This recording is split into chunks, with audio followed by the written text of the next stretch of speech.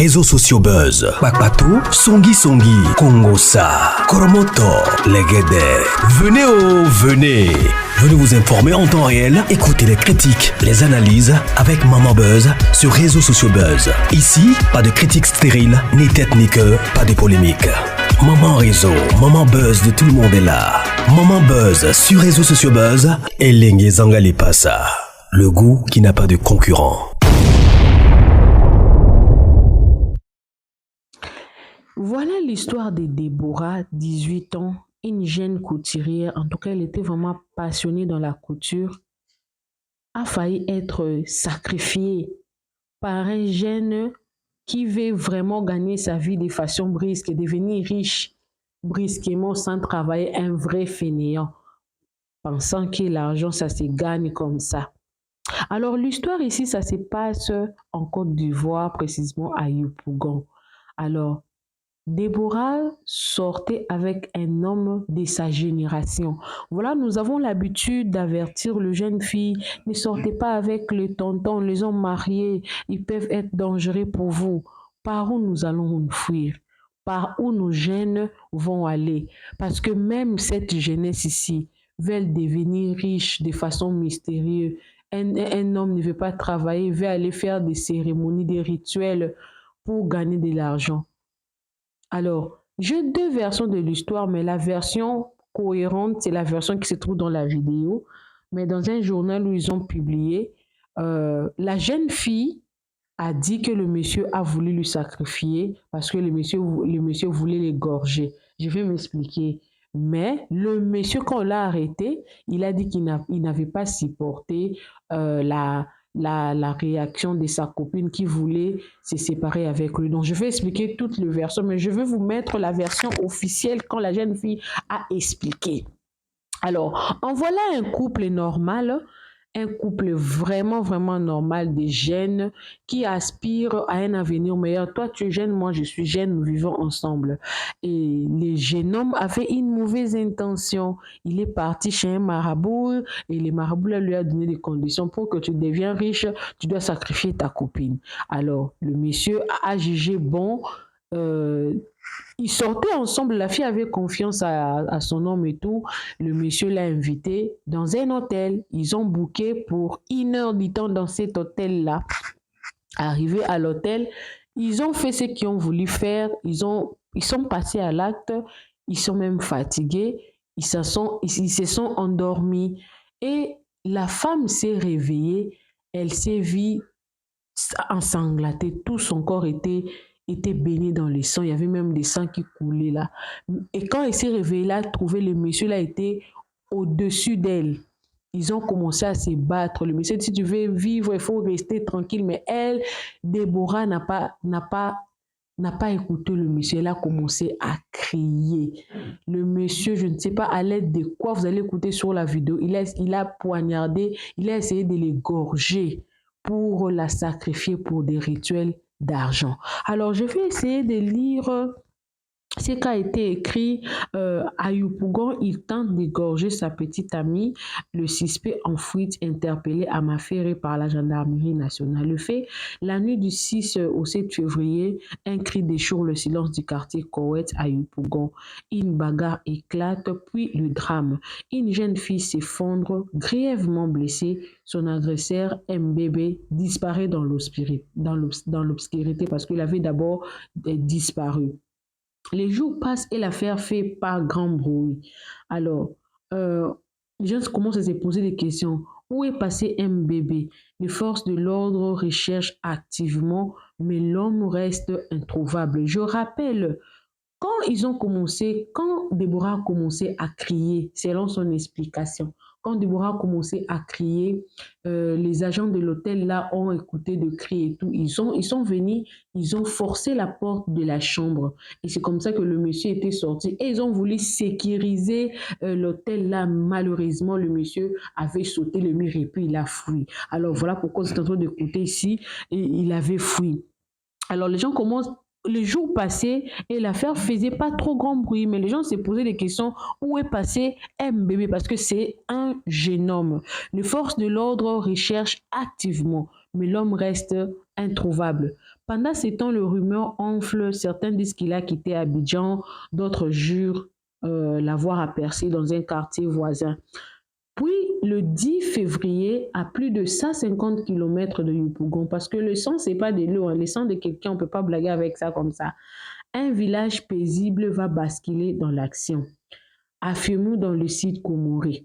Dans le réel tranquille d'Afiomu, un homme étrange attire l'attention parce qu'il savait ce qu'il avait fait dans l'autre bout, hein, dans l'autre bout de la ville.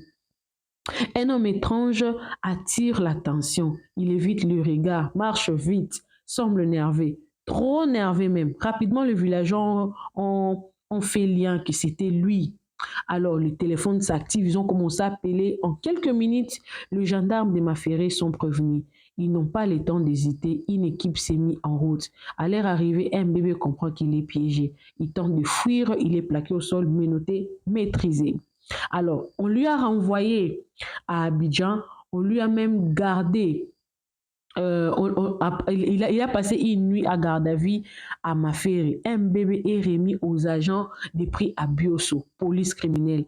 Le 11 février, il prend la route pour Abidjan, escorté sous haute sécurité, parce que là, vous voulez tenter de tuer quelqu'un. Tentative de meurtre parce que la fille Déborah est restée avec un traumatisme. Un bébé devra répondre de ses actes devant la justice. Selon de sources proches de l'enquête, sa campagne avait décidé de mettre fin à leur relation, une décision qu'il n'a pas supportée. Ça, c'est le journal qui a dit.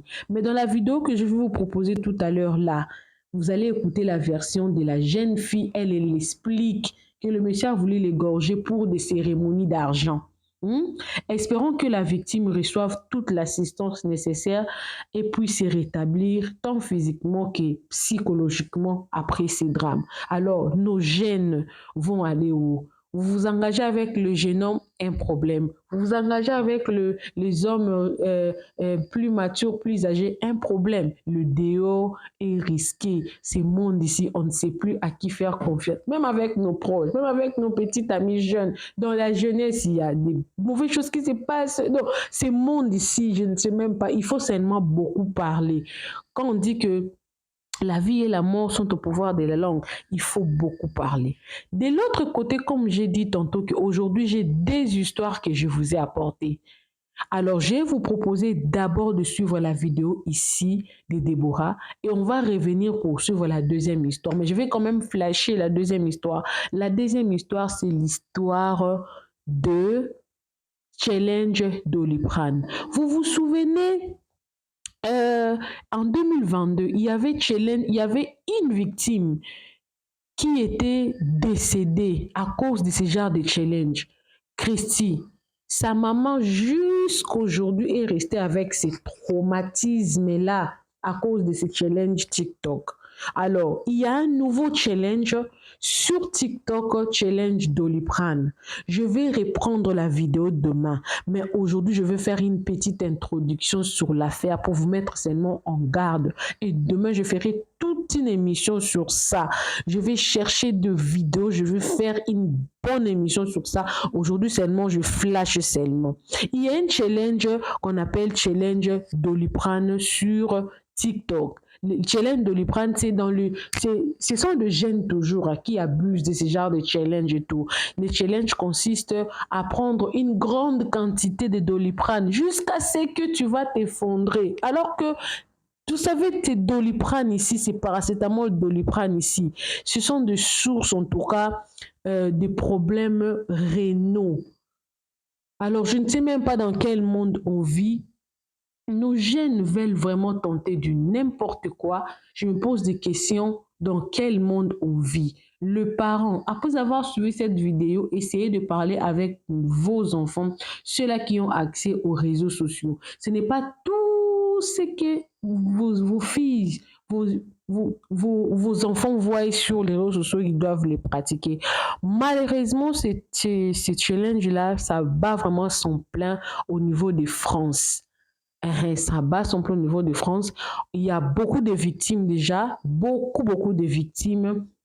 Je vais vous lire quelques commentaires après avoir suivi la vidéo. Mais pour le moment, je vous propose d'abord la vidéo de Déborah, la victime, celle qui a failli mourir à cause de son petit ami qui voulait gagner la vie facile. Il pense que si elle fait sacrifice de sa petite amie, elle deviendra directement riche. Le diable, c'était un menteur. Suivez d'abord cette vidéo-là. Après, nous allons rentrer. Je vais vous proposer l'autre vidéo-là de Doliprane. Suivez. Dans la nuit du jeudi 6 au vendredi 7 février dernier, Lokodro, quartier de la commune d'Atekoubé, a sombré dans un climat de peur et de désespoir. La jeune Déborah Kofi, à peine 18 ans, apprentie couturière aux rêves plein la tête, a frôlé la mort. À 19 h, Mamadouba, son petit ami, l'avait invitée à une rencontre amoureuse. Hélas, ce qui aurait dû être un tendre moment entre deux jeunes âmes s'est mué en un véritable cauchemar. Alors qu'ils s'apprêtaient à partager un moment d'intimité, la violence s'est abattue sur Déborah. Mahamadou, dans un accès de folie, a tenté de lui ôter la vie en voulant l'égorger. On est parti au hôtel. Quand on est arrivé là-bas, lui il est rentré dans la douche. Moi j'étais couché sur le lit là. Parce qu'il est venu, il a vu se déshabiller, il m'a déshabillé. Mais il a fait ce qu'il veut faire. C'est même à plus même plus réveillé encore. C'est quand il me rend compte qu'il me réveille là, je vois le sang sur le lit et par terre. Si j'ai commencé, il dit maman pardon, va me tuer. Il a tapé ma bouche. Si j'ai commencé à crier, il a dit si tu vas que te tuer là, il faut te coucher. Je vais me dire, j'ai compris, il veut me piquer un couteau là. Et ça, moi j'ai attrapé le couteau, il a tiré dans ma main. Les cris déchirants de Déborah ont alerté les gérants qui ont défoncé la porte de la chambre d'hôtel. Une vision d'horreur les a frappés. Déborah, baignant dans son propre sang, se débattait désespérément pour échapper à son agresseur. Ils sont venus, ils disent qu'il y avait une chambre de passage pour 1 heure du temps. Maintenant, 1 heure du temps après, on attendait les cris dans la chambre. C'est ça, on est venu, on tape la porte, il nous dit qu'il arrive. Il nous dit qu'il arrive. C'est là, nous, comme on continue de crier, nous, on a oublié. On a essayé de forcer la porte, donc on a forcé la porte en nous, ils sont remplis de sang. Donc lui, il voulait venir vers nous. C'est là, nous, on est venu sécuriser les portes. C'est dans ça, il a sauté le clôture pour s'en aller. C'est tout ce qu'on a vu dedans. C'est là, on a essayé de contacter la police. C'est là, la police est venue faire constat, tout. Déborah porte désormais les stigmates indélébiles de cette nuit d'horreur, à la fois dans sa chair et dans son âme. Frappée en plein cœur, ses parents, dévastés, expérimentent leur angoisse, leur désespoir face à cette agression qui dépasse les limites d'une simple tentative de meurtre. Il y a les filles qui sont venues m'appeler. Elles disent, maman, ils ont tué ton enfant. Elle dit, mon enfant est mort. Elle dit, il n'est pas encore mort, il est là. Elle dit, qu'on appelle, hôtel, qu'on appelle, hôtel Brun. Ils sont partis, comme on appelle, PMI. On est arrivé au PMI aussi, on dit, il ne peut pas, qu'il s'en va au CHU. Dieu, ça me fait quoi? Je n'ai personne. Aidez-moi. On est arrivé là-bas. Dieu merci. On est arrivé. Je dis qu'on est arrivé même là. C'est Dieu seulement. Je lui dis merci. Sinon, mon enfant là, il ne peut pas vivre. Nous nous sommes rendus au commissariat du 37e d'Atekoubé. Le commissaire Sekon Yeo nous a informé que le présumé coupable avait été appréhendé la veille, vers 23 h, dans le village d'Afienou, par la brigade de gendarmerie de Maféré. L'affaire a été confiée à la police criminelle. Les parents, surtout ceux-là qui habitent la France, parlez avec vos enfants, car il y a un challenge qui est très dangereux qu'on appelle le challenge Doliprane. Le challenge Doliprane, vous allez bien écouter ça sur la vidéo, mais je vais quand même expliquer, consiste, vous savez que le challenge Doliprane, vous savez déjà que Doliprane, c'est un produit antidouleur qui calme le maux de tête, certaines douleurs. Alors, c'est mortel. Le Doliprane est mortel, surtout quand vous le prenez en une grande quantité. Maintenant, là, le challenge, là, consiste à quoi? Le challenge consiste à prendre une grande quantité de Doliprane jusqu'à ce que vous perdiez connaissance pour voir à quel point vous pouvez résister à ce genre de produits. Mes amis, si ce n'est pas la sorcellerie, c'est quoi? Comment une personne peut se décider de se suicider lui-même parce qu'il veut prouver? J'avais dit au début de ma vidéo que vous connaissez, il y avait une histoire de Christy. Christy qui a perdu sa vie sous le nez de sa maman dans la maison parce qu'elle aussi, elle avait fait le challenge foulard. Mais demandez-moi quoi? Derrière chaque challenge, il y a un esprit. Sa maman a découvert plusieurs mauvaises choses après son enterrement dans son ordinateur que sa fille était déjà initiée dans les sciences occultes. Alors, je ne sais pas, vous connaissez ce qu'on appelle suicide. Une personne normale ne peut pas se décider de s'autodétruire. C'est-à-dire que dans ces challenges-là, il y a un esprit de destruction sur nos enfants. Alors, les parents, veillez sur le téléphone de vos enfants, conseillez surtout ceux-là qui habitent la France. Parlez à vos enfants, faites le suivi à vos enfants parce qu'on ne sait jamais. Alors, je vais vous proposer cette vidéo. Vous allez suivre la vidéo. Après avoir suivi cette vidéo, je ne pense pas que je vais rentrer. Là, j'avais 2 petites vidéos que je voulais qu'on partage aujourd'hui. Faites attention à vous car le dehors est risqué. Le danger des réseaux sociaux et faites aussi attention à vous dans toutes sortes de relations. Soyez prudents comme le serpent et humbles comme la colombe parce qu'on ne sait jamais avec qui nous sommes. Alors suivez la vidéo, moi également je suis avec vous. Chers parents, je fais ce message pour attirer votre attention. Il y a un challenge qui est en train de circuler sur les réseaux sociaux qu'on appelle challenge Doliprane. Et ceux qui font ce challenge, ce sont nos enfants ados. Alors, ce challenge consiste à boire, donc à prendre beaucoup de Doliprane, des plaquettes et des plaquettes, jusqu'à ce que tu tombes dans les pommes, jusqu'à ce que tu te retrouves à l'hôpital. Ce challenge, les enfants s'intéressent dedans. C'est comme un défi en fait. Comme un défi. Donc c'est un défi, c'est même pas comme un défi, c'est un défi que les enfants font à consommer des Doliprane, à boire, jusqu'à finir tous les Doliprane qui sont sur les plaquettes ou dans la boîte.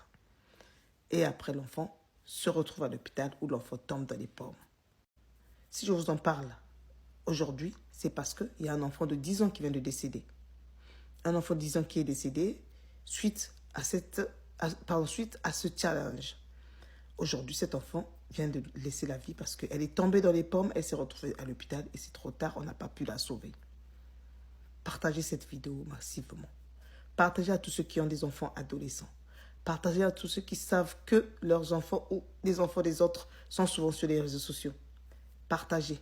Parce que ce message peut sauver une vie. Peut sauver un parent qui peut en parler à son enfant qui avait peut-être pensé faire ce challenge. D'où je vous en parle, s'il vous plaît. C'est un challenge qui peut détruire aussi parce que tu peux ne pas mourir. Mais en consommant beaucoup de Doliprane, tu détruis ton foie. Et si ton foie est abîmé, tu n'attendras que ta mort. Le foie, on ne blague pas avec. Donc, parlons-en à nos enfants. Alors, ces enfants-là, qu'est-ce qu'ils font? Ils se filment en même temps qu'ils sont en train d'avaler ces comprimés. Quand ils finissent, ceux qui ont la force de publier la vidéo avant de tomber dans les pommes, ils publient. Mais ceux qui n'ont pas de force, ils tombent dans les pommes. Et si les parents sont là, ils peuvent te sauver parce qu'ils vont appeler les secours et t'emmener à l'hôpital. Mais si les parents ne sont pas là, quel serait ton sort? Ça veut dire que tu tombes dans les pommes, tu meurs bêtement parce que tu as voulu faire un challenge que tu as vu sur TikTok. De grâce des parents. Écoutez vraiment, prenez ça au sérieux ce message. Partagez massivement. Parlez-en à vos enfants, s'il vous plaît, afin d'éviter le pire. Que Dieu puisse aider la jeunesse. Nous, à notre époque, on n'avait pas les réseaux sociaux. C'est-à-dire qu'on était quand même épargné à certaines choses. On était quand même à l'abri à certaines choses. De nos jours, de plus en plus, les réseaux sociaux ne nous aident pas. Ils ne aident pas les enfants, ils ne aident pas les parents. Parce qu'il y a beaucoup de choses que nos enfants découvrent ça sur les réseaux sociaux. Pendant que, en tant que parent, vous pensez que votre enfant est encore un enfant, alors que dehors, c'est devenu déjà un ou une adulte. Alors, c'est devenu très compliqué.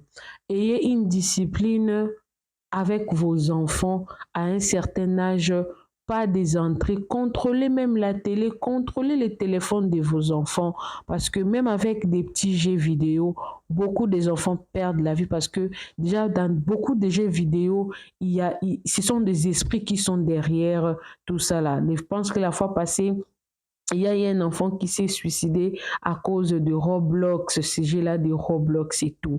Faites attention à vous. Soyez prudents comme le serpent et humbles comme la colombe. Et les parents qui ont l'habitude de négliger l'âge des enfants, du genre, c'est encore un enfant, laissez-lui, c'est encore mon bébé. On n'est plus, on n'est plus dans cette époque-là. Un enfant de 3 ans, si cet enfant-là a déjà accès au téléphone, parents, contrôler ce que ton enfant suit à la télé. Parce que même avec le dessin animé,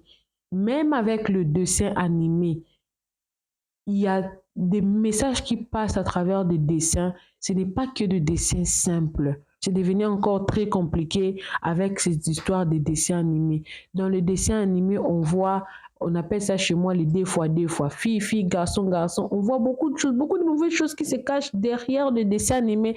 Même le dessin animé bénin, même les enfants, les inanés qui peuvent suivre ça, il y a toujours des petits messages là qui passent. Choisissez qu'est-ce que vos enfants peuvent suivre à la télé, car le dehors est extrêmement risqué. Alors, je pense que pour aujourd'hui, on va s'arrêter là. Je suis disponible pour le contrat de promotion et de publicité.